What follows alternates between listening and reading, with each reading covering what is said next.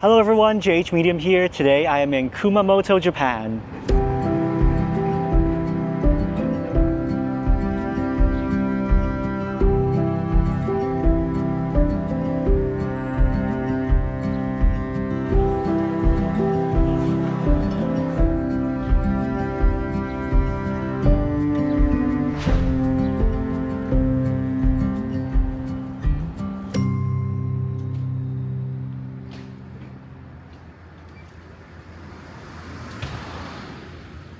This morning I am traveling from Fukuoka to Kumamoto, and I'm going to show you the most affordable way to travel between the two cities. For the first leg of the trip, I'm here in the Nishitetsu station in Fukuoka, and I'm going to take a limited express train over to Omuta. And then from Omuta, I'll transfer to another train that will take me over to Kumamoto. Going this way will take you around 2 hours and 30 minutes, but it's around 1/3 of the price of the Shinkansen.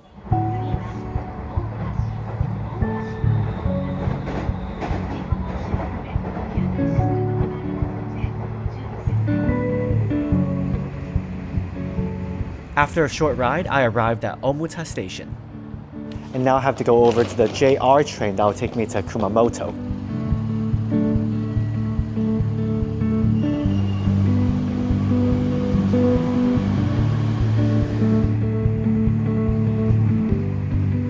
So I have made it over to Kumamoto Station. Obviously, this is not the easiest way to get from Fukuoka to Kumamoto, but it is the cheapest way. It only costs 2,000 yen. So now first I'm going to go drop off my things at my guest house and then go explore Kumamoto.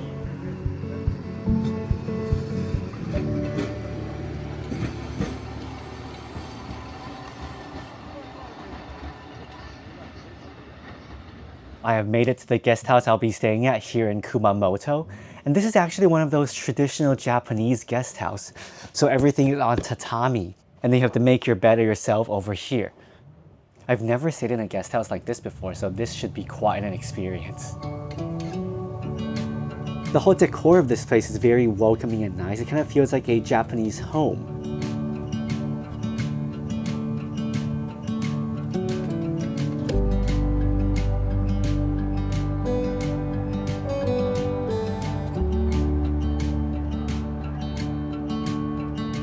Before heading to the sites, I got a quick bite at Matsuya, which is one of the most popular Japanese fast food chains.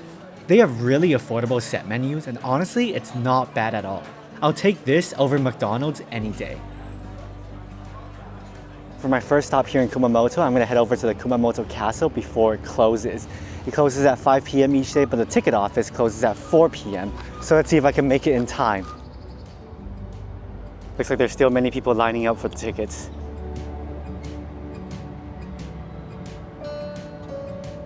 Made it into Kumamoto Castle just before it closes. The ticket cost is 800 yen.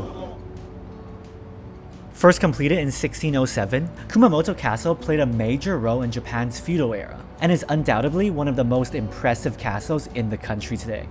However, the castle we see now is not exactly what it appears to be on the outside. We can actually head inside the castle and climb to the very top floor as an observatory. The original Kumamoto Castle was made primarily out of wood and stone. Back then, the building looked quite different. However, during a siege in 1877, the castle was burnt down and nearly completely destroyed. The Kumamoto Castle we see today was reconstructed in 1960, using more modern materials like steel. Most of the stone and wood are now purely decorative. So it turns out the inside of Kumamoto Castle is actually a modern museum. And the top floor, of course, is an observatory where you can have a panoramic view of the city. I guess I was expecting this to be an old castle that's mainly in ruins, but yeah, everything here is newly constructed.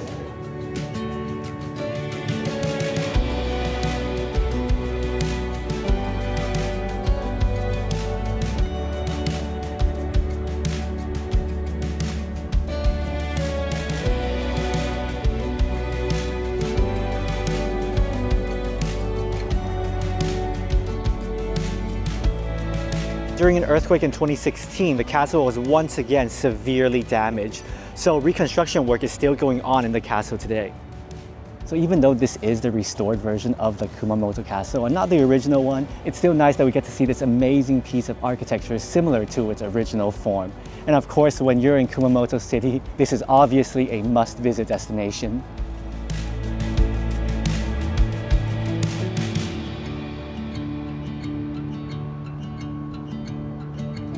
I wish I came here a little bit earlier so I'll have more time in the castle. The museum itself is actually quite big and you can spend hours learning about the history of this place.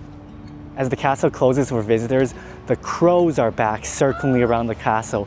You can hear them hawk in the background.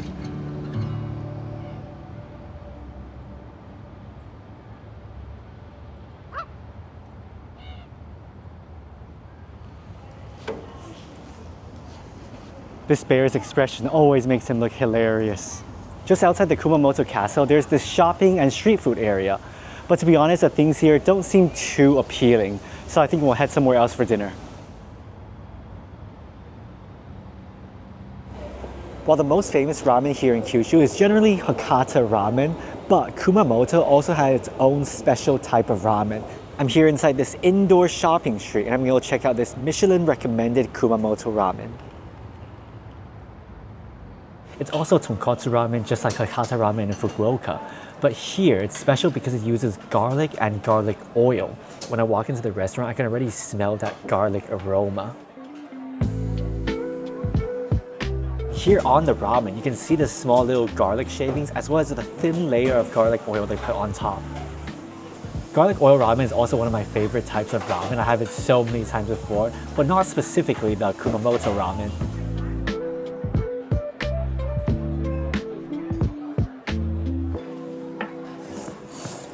I think this ramen here is more similar to the tonkotsu ramen I'm used to having outside of Japan.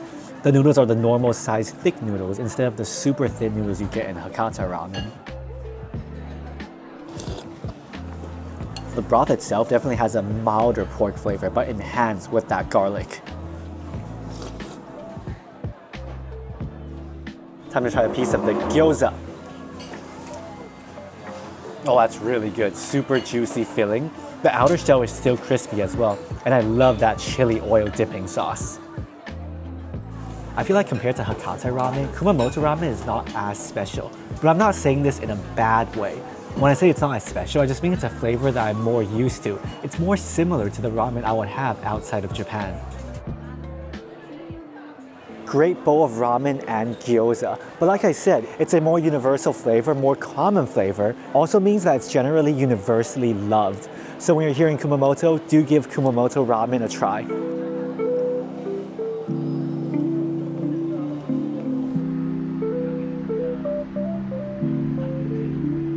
Here in Kumamoto, other than taking the bus, the major form of transportation are these single car, kind of old-fashioned trams, but I think they look super cute and aesthetic. So I'm gonna hop on one right now and head back to Kumamoto Station and head back to my guest house.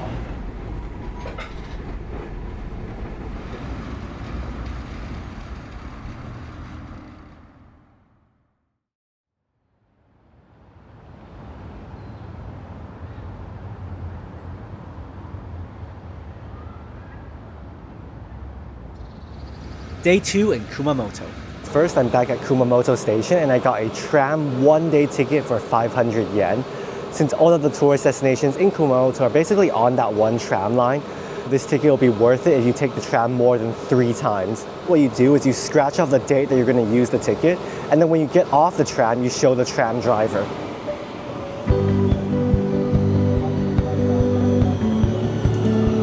This one over here is one of the newer trams.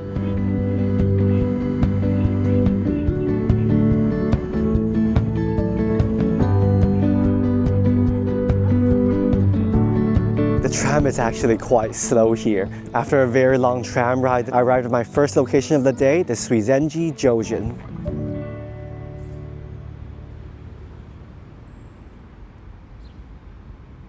The ticket for the garden is usually 400 yen, but if you have a tram pass, you get a discount to 360 yen.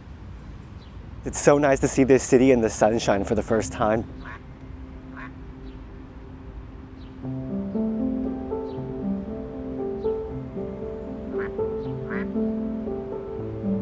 This garden was originally built as a tea retreat by the people who controlled Kumamoto at the time, and later on evolved into this beautiful Japanese garden.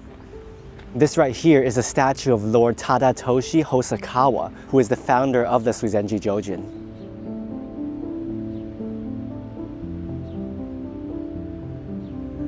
I'm actually quite surprised that right now in November, there are still no autumn leaves at all. Maybe it's still too early. This park itself is actually not that big, but it's really nice to walk around during a sunny day.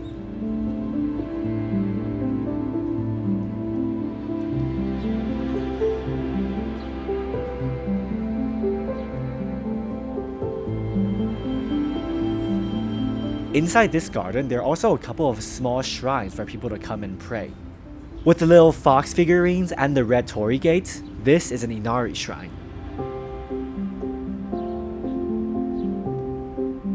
It's a very small Inari shrine, probably the tiniest one I've seen, but these red torii gates still make it look really beautiful.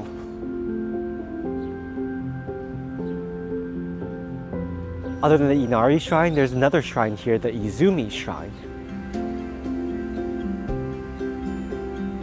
Many people consider the water here the sacred water of longevity.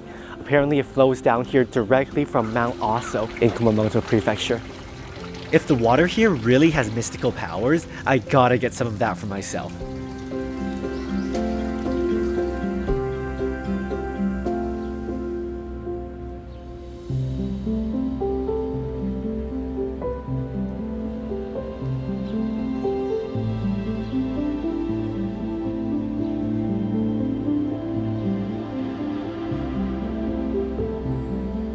I feel like when the weather is nice in Japan, you really don't have to do much. Just sitting here by this beautiful little pond, looking at the ducks, the birds in the sky flying, in this very chill and relaxing atmosphere.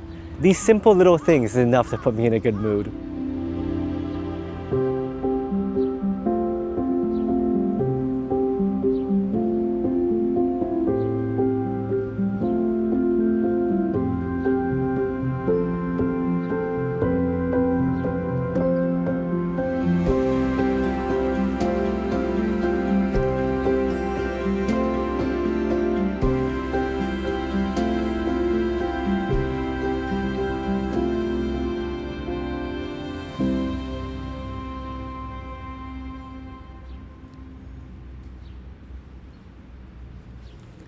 I've always wanted to try this drink from the vending machine. It's a corn soup, and it's actually warm.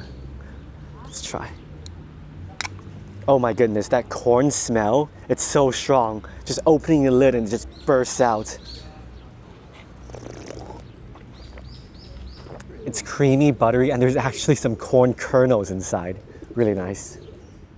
Suizenji Jojuen is a perfect garden for a morning stroll, but it's actually a lot smaller than I expected, so you can walk the whole place in less than an hour. But I do suggest to take your time. Okay, now I think this is a great time to go find somewhere to have lunch. For lunch today, I'm gonna have this spicy fish broth tsukemen. Tsukemen is like a dipping ramen, so you dip the noodles inside the broth rather than it sitting in the broth when it's served to you. Here it is, the store is called Torpedo. I just translated what's on their banner. It literally says super spicy tsukemen. How spicy can it be, right? Famous last words, but I've been warned. Just like most small eateries in Japan, you order with a machine. Then you give the ticket to the staff. Look at all this chili powder on top of the tsukemen broth. I'm honestly a bit terrified right now. And of course, tsukemen comes with the thicker noodles so it can clean onto the sauce better. Okay, I'm gonna give it a mix and try this torpedo tsukemen.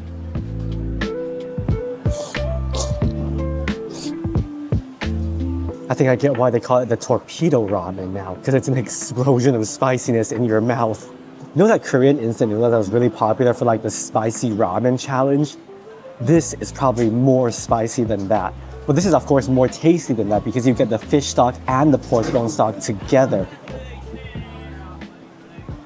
Oh my goodness, that's unbelievably spicy. I'm drinking so much water. And I feel like if you stop and take a break, it'll be even more spicy. So the trick to it is just not stop. Even though it is like a torpedo bomb exploding in your mouth, Surprising, you can still taste the other flavors. You can still taste the pork and the fish stock. I don't know how they do it. The spiciness doesn't cover the other stuff. There's also a thick piece of chashu completely soaked inside that spicy broth. Even though it's ultra spicy, you can still taste that marinated soy sauce. My mouth is on fire. I probably need to go buy some tea later to calm myself down. But if you like spicy food, you gotta try this. Oh my goodness, what a meal. I feel like my spice tolerance is already above average, but that was pretty insane. If you like spicy food, this is a must-try shop in Kumamoto.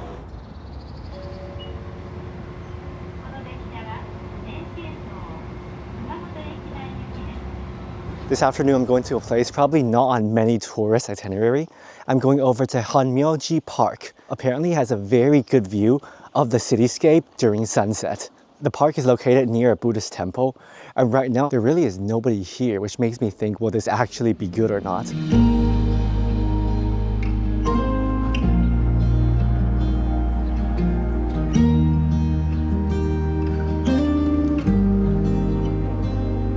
Looks like it's not that long of a hike to go up. Maybe like 15 minutes.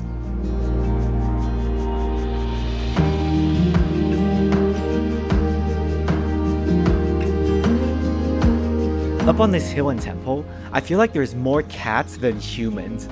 I've seen like 5 or 6 cats wandering the area already. It really is so quiet here. I'm not gonna lie, I'm kind of not used to seeing a place in Japan this empty. It is a little bit spooky. Now that I'm away from the temple and into the woods, there are still some people hiking this trail. So maybe there will be a nice view up there. It's still quite a beautiful trail, especially right now when the lights are shining through the leaves.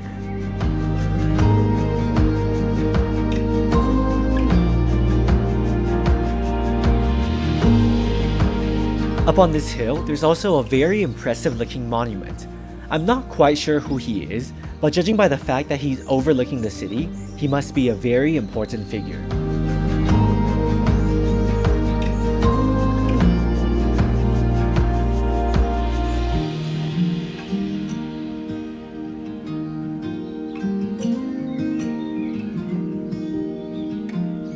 So do I recommend this place to those of you visiting Kumamoto? Probably not. But I'm glad I got to see something that most people visiting this city have not seen.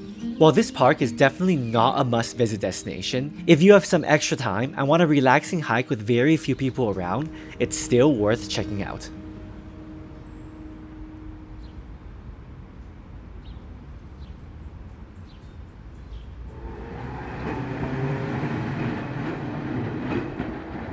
Now I'm gonna head back to Kumamoto Castle, not to go in since I've been already, but there's actually a free observatory up on Kumamoto City Hall where you can have more of a bird's eye view of the castle.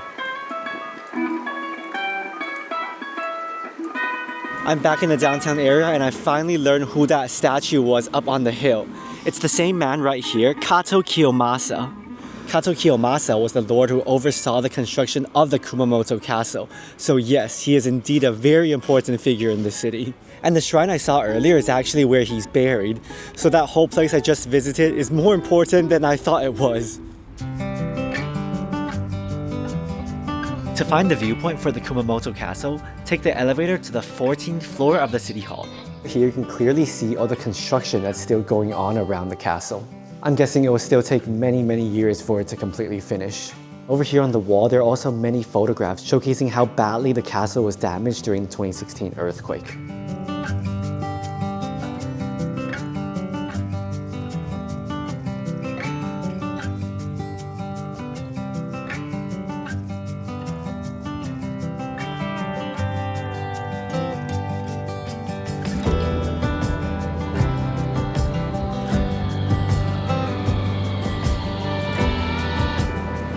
For my dinner today, I'm back at Kumamoto Station, and I found this Teishoku place that specializes in fried chicken.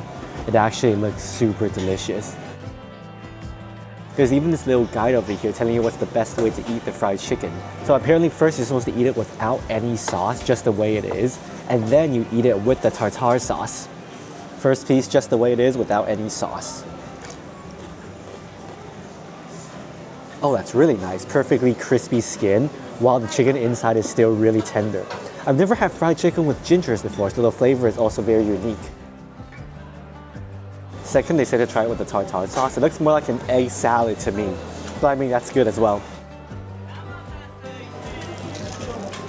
That smooth, creamy egg salad is a perfect balance to the crispy chicken. Similar to oyakodon, chicken and egg always goes well together in the same dish. I'm genuinely surprised because usually you would think food in train stations is average, but here it's actually pretty good. I literally just randomly found this shop. I was looking around and found the one that had the most people, and this was it. There's a reason why there's a lot of people here.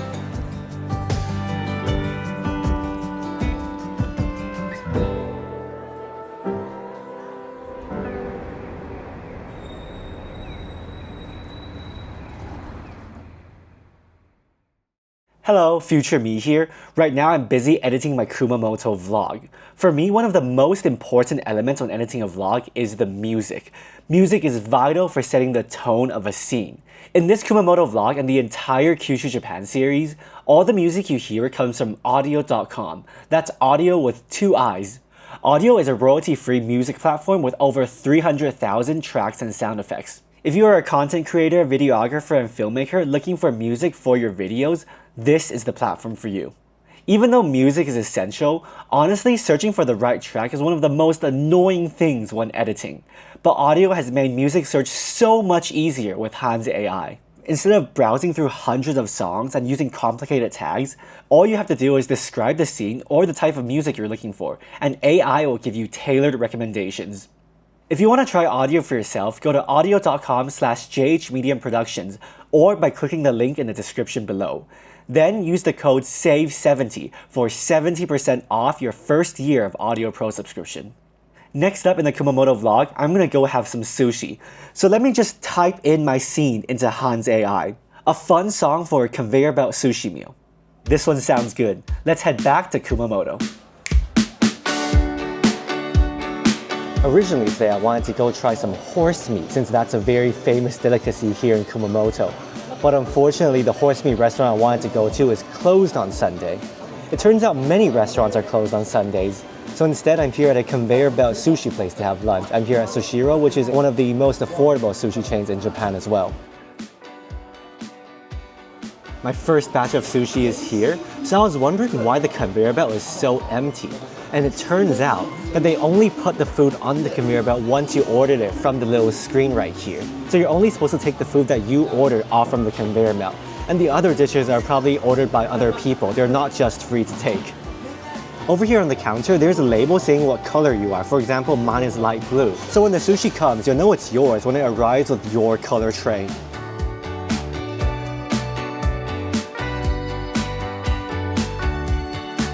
So here are my last 2 plates. Even though it's not the fanciest cut, it's not bad sushi.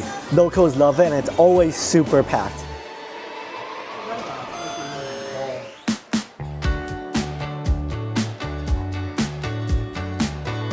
I finished my meal. I got 9 plates of sushi by myself. This way of eating conveyor belt sushi is probably less exciting than just choosing off the conveyor belt, but it also means that nothing goes to waste since they only make the ones that are ordered.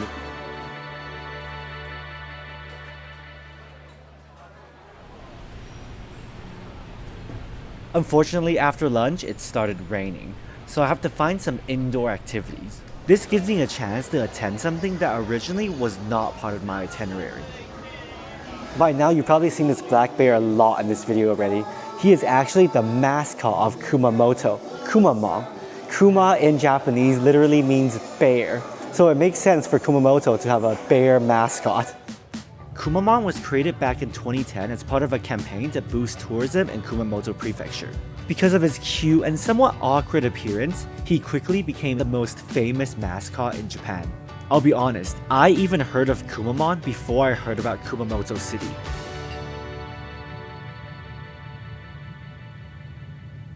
Here in Kumamon Square, you can actually have a meet and greet with the mascot Kumamon. You can watch it dance and interact with it. I'm here around 30 minutes before the show starts and already completely packed. Most of them are families with their kids. But I mean, it's not just kids, there are many adults here too. The seats in front row are all reserved for the children, so if you're an adult, you have to stand in the back.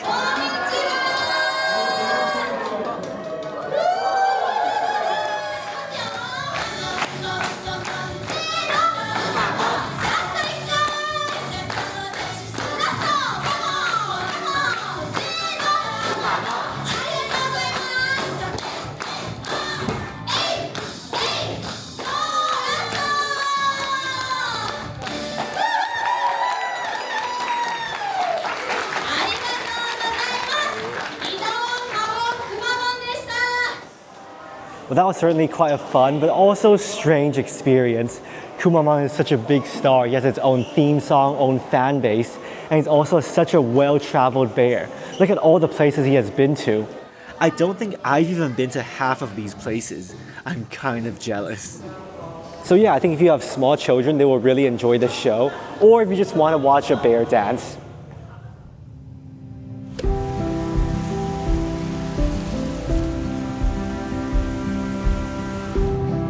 Originally, I planned to go to Mount Aso, which is probably the place I looked forward to the most here in Kumamoto Prefecture.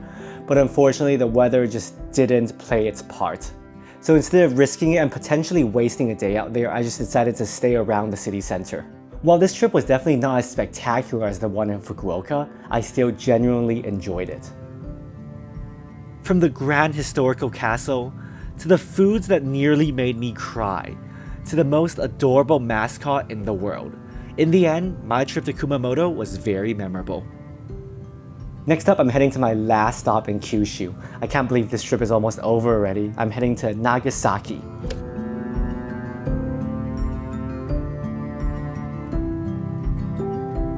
So if you're enjoying this Kyushu solo travel series, be sure to give the video a thumbs up and consider subscribing to JH Medium for more Japan videos coming soon. See you guys next time. Bye-bye.